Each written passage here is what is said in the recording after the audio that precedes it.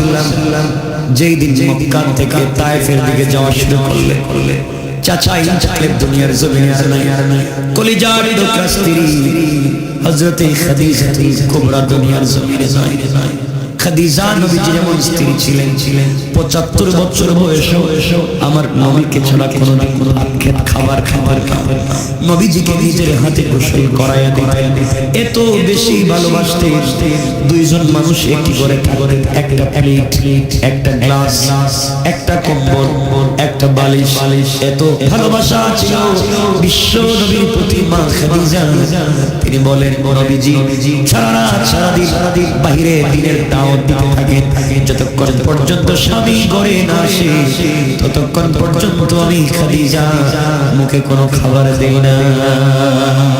খাদিজা বলছে আমাদের মা খাদিজাতুল কুবরা বলছে আমার স্বামী দিনের দাওয়াত নিয়ে যখন বাইরে থাকে আমি কোনদিন বিছানার সঙ্গে পিঠ লাগাইয়া ঘুমাই না দরজার সঙ্গে দাঁড়িয়ে থাকি কখন জানি আমার স্বামী দিনের দাওয়াত দিয়ে কষ্ট করে ঘরে আসবে খাদিজা বলে ডাক দিলে যদি কষ্ট হয়ে যায় মনে ব্যথা লাগবে এই জন্য আমি ঘুমাই না সারা রাত দরজায় দাঁড়িয়ে থাকি ঘরে আসার পরে স্বামীর কপালে চুম্বন দিয়ে মুস্কি হাসি যেন সারা দিনের কষ্ট আমার চেহারার দিকে তাকাইয়া স্বামী ভুলে যায়।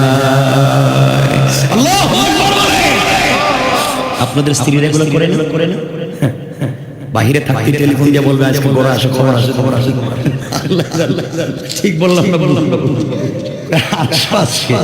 কই ছিল তোমার সাইজ একবার লম্বা দাও একটা নিয়ে বসে ঠিক কিনা বলে এইটাও যে হারে বদনাম শুরু করছে এই লাইন তো ওয়াজি করতেছি ভাবি দিলাম যে হারে বদনাম ভাই তোমরা কেন এত কষ্ট করে এতক্ষণ থেকে দাঁড়ায় রয়েছে সুযোগ থাকলে একটু বসে যাও না এই যে বাইরে দাঁড়ায় রয়েছে আগামী তো বলবে যুবকদেরকে তোমরা একটু বড় করে প্যান্ডেল করে একজন যে কাউকে দাওয়াত দাও লম্বা করে একটা বড় প্যান্ডেল ঠিক আছে না ইনশাআল্লাহ সবাই তাদেরকে সাপোর্ট দিবে তোমরা এই কষ্ট করে বাইরে আছো সুযোগ থাকলে বসে যাও।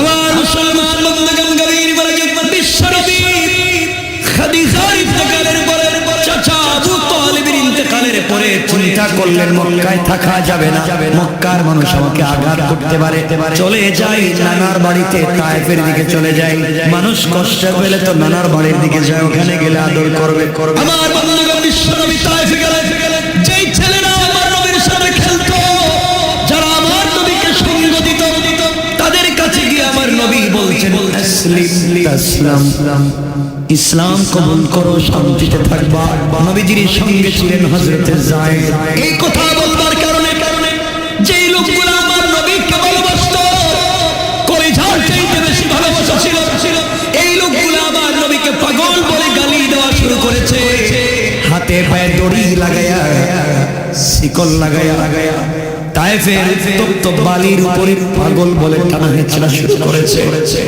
পাথরের উপরে বিশ্ব নবীকে টানতেছে নবীজির শরীর থেকে রক্ত মুবারক অযুত ধারে ঝরে যায় আমার নবী অজ্ঞান হয়ে গিয়েছেন চিৎকার করে ফেরেশতারা কান্না করে ডাক দিয়া বলেছে আল্লাহ যাকে তৈরি না করলে দুনিয়াকে তুমি সুন্দর করে ডিজাইন করতে না এই বিশ্ব নবীর শরীর থেকে এই মুহূর্তে রক্ত ঝরে যায় পাগল বলে ডাকে তুমি না বলেছো মানতা বিনিয়ামতি রাব্বিকা বিমাজনুন তুমি না বলেছো তোমার বন্ধু পাগল না কাফেররা পাগল বলে টানে আমার নবী তিন জায়গায় অজ্ঞান হয়ে পড়ে গেলেন জ্ঞান ফিরে না জ্ঞান যখন ফিরে উঠে দাঁড়াতে পারেন না তাকে আরো পিটায় আরো মারে আমার নবীকে আঘাত করেছে আমাদের মা আয়েশা সিদ্দিকা আমার নবীকে নিজের হাতে গোসল করাইয়া দিতে মাঝে মাঝে চোখের পানি ছেড়ে বলতেন কলিজার টুকরা স্বামী রে তোমার মনে হয় জীবনে বসন্ত রোগ হয়েছিল নবীজি বলছেন কেন রে আয়েশা আয়েশা বলছেন ইয়া রাসূলুল্লাহ যখন আপনাকে গোসল করাই পিঠের কাপড়গুলো ফেলে দেই তখন পিঠের মধ্যে বসন্তের কালো কালো দাগ দেখা যায় আমার নবী বলছেন আয়েশা রে আমার জীবনে কোনোদিন বসন্ত রোগ হয় নাই যেই নবীর শরীরে বসা মাছি বসাকে আল্লাহ হারাম করে দিয়েছে আমি যখন তায়েফে গিয়েছিলাম, তায়েফের মানুষ আমাকে পাথর দিয়ে যে আঘাত করেছে, আজকে পাথর নাই, আঘাত নাই, কিন্তু ওই সময়কার আঘাতের দাগগুলা রয়ে গিয়েছে। কিয়ামতের দিনে আল্লাহকে কাপড় উঠায় দেখাবো, আল্লাহ তোমার দিনের জন্য আমার পিঠের দিকে তাকিয়ে দেখো কত পাথরের আঘাত আছে। এই আঘাতের বিনিময় হলো তুমি আমার উম্মতগুলোকে আজকের দিনে মাফ করে দাও।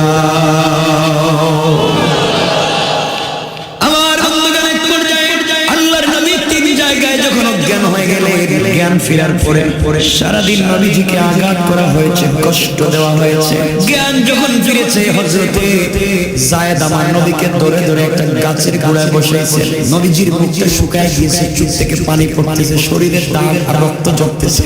যায়েদকে ডাক দিয়া বলছেন, যায়েদ তোমার কাছে যদি কোনো কাপড় থাকে, ওই কাপড় দিয়ে আমার বডির রক্তগুলোকে মুছে দাও। হযরতে যায়েদ কাপড় দিয়ে রক্তগুলোকে মুছতে লাগলেন। একবার যায়েদ বলছেন, ইয়া রাসূলুল্লাহ আমার কাছে আর কোনো কাপড় নাই, সব ভিজে গেছে আপনার রক্তে। নবীজি বললেন, যায়েদ রে তোমার পরনের কাপড় খুলে আমার রক্তগুলো মুছে দাও। এত বেশি রক্ত বের হয়েছে, হযরতে যায়েদ কাপড় খুলে রক্ত মুছে দিলেন। এবার বলছেন, ইয়া রাসূলুল্লাহ আর আমার কাছে কোনো কাপড় নাই, কিন্তু শরীরের রক্ত তো বন্ধ হয় না। নবীজি এবার রক্তগুলোকে নিজের হাত দিয়ে নিজের শরীরে মালিশ করতে লাগলেন, মালিশ করতে লাগলেন। যায়েদ বলছেন, ওগো পয়গম্বরে আরবি আপনি কেন নিজের শরীরের রক্তগুলোকে মালিশ করে নিচ্ছেন? রক্ত মালিশ করলে তো ভিতরে ঢুকবে না, কেন এত কষ্ট করে রক্তগুলোকে মালিশ করেন? আমার নবী ডেকে ডেকে বলেন, যায়েদ রে এই জন্য আমি রক্তগুলা মালিশ করি, আমি জানি আমার বডির রক্ত বের হওয়া ভিতরে ঢুকবে না। তায়েফের মানুষ তো আমাকে চিনে নাই, না চিনে আমাকে আঘাত করেছে, কিন্তু তায়েফের মাটি তো আমাকে চিনতে ভুল করবে না। এক ফুটা রক্ত যদি তায়েফের মাটিতে আমার শরীর থেকে পড়ে যায়, তায়েফের মাটি আমার রক্তের লোভ নিতে পারবে না, সাথে সাথে ভূমিকম্প শুরু হয়ে যাবে, আল্লাহ সাথে সাথে কিয়ামত ঘটিয়ে দিবেন। এই জন্য রক্তগুলো মুছতেছি যেন এক ফোঁটা রক্ত জমিনে না পড়ে যায়। আর জোরে পড়ে না সুবহানাল্লাহ। জিবরিল আমিন বলছেন, ইয়া রাসূলুল্লাহ আমাকে বলেন তুমি পাহাড়ে একত্রিত করে চাপা দিয়ে মাইরা ফেলাই। নবীজি বললেন, জিবরাইল না রে। ইসরাফিল বলছেন, পয়গম্বর আমাকে আপনি বলুন আমি সিংহে ফুৎকার করে ধ্বংস করে দিই। মিকাইল বলছেন, আমাকে বলুন শিলা বৃষ্টি দিয়ে ধ্বংস করে দিই। আমার নবী রক্তগুলো মুছতেছেন আর বলছেন, না না ওরা হয়তো আমাকে চিনে নাই, জানে নাই, আমাকে আঘাত করেছে, আমাকে কষ্ট দিয়েছে। আমি রাসূল সকল নির্যাতন আর কষ্ট ভুলে গিয়া সবাইকে মাফ করে দিলাম, যেন তারা আমাকে কষ্ট দিল এমন একদিন আসবে তাদের সন্তানেরা আমার দিনের জন্য জীবন দিতে রাজি হয়ে যাবে। এদেরকে মেরে ফেললে এদের সন্তান তো আসবে না। নবীজি হাত উঠে দোয়া করে বললেন, আল্লাহুম্মা গফির লি কওমি ফাইন্নাহুম লা ইয়ালামুন। আল্লাহ তাআলা, আয় আল্লাহ তাআলা এই মুহূর্তে তুমি তাদেরকে মাফ করে দাও। আমার জাতি আমাকে চিনতে পারে নাই, বুঝতে পারে নাই। আল্লাহ তাআলা তারা যদি আমাকে এই মুহূর্তে না চিনে আঘাত করে থাকে, ধ্বংস হয়ে যাবে, ধ্বংস হয়ে যাবে। এই জন্য আল্লাহ তাআলার কাছে আমি দোয়া করেছি, আল্লাহ যেন তাদেরকে মাফ করে দেয়।